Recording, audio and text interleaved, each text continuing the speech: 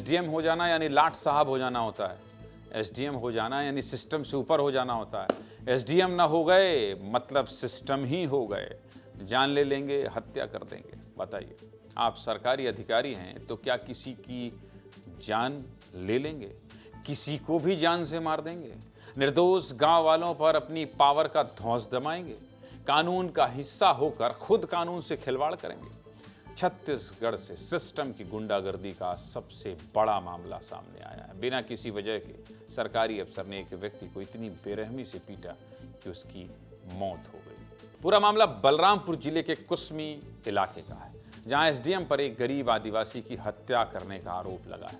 लोगों का कहना है कि एसडीएम साहब ने बिना किसी आधार के एक निर्दोष पर आरोप लगाया और ताकत के नशे में चूर होकर पिटाई कर दी, जिससे उस व्यक्ति की जान चली गई। ये घटना कैसे हुई, चलिए आपको बता देता हूँ। कुसमी एसडीएम करुण डहरिया को बॉक्साइट के अवैध खनन की सूचना मिली थी, जिसके बाद जांच के लिए एसडीएम साहब रविवार की शाम हंसपुर पहुंचे।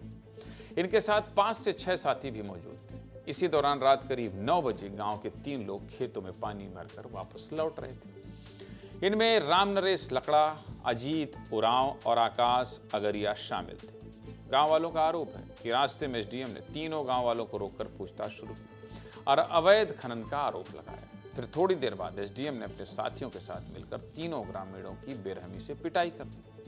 लाठी और लात घूसों की मार से तीनों गांव वाले बुरी तरह घायल हो गए। इसके बाद तीनों को गाड़ी में बैठाकर कुसमी सामुदायिक स्वास्थ्य केंद्र ले जाया गया, लेकिन इलाज के दौरान राम नरेश लगड़ा की मौत हो गई, जबकि घायल अजीत और आकाश का अभी भी इलाज चल रहा है। एसडीएम की पिटाई से जिस राम नरेश की मौत हुई वो बेहद गरीब परिवार से थे।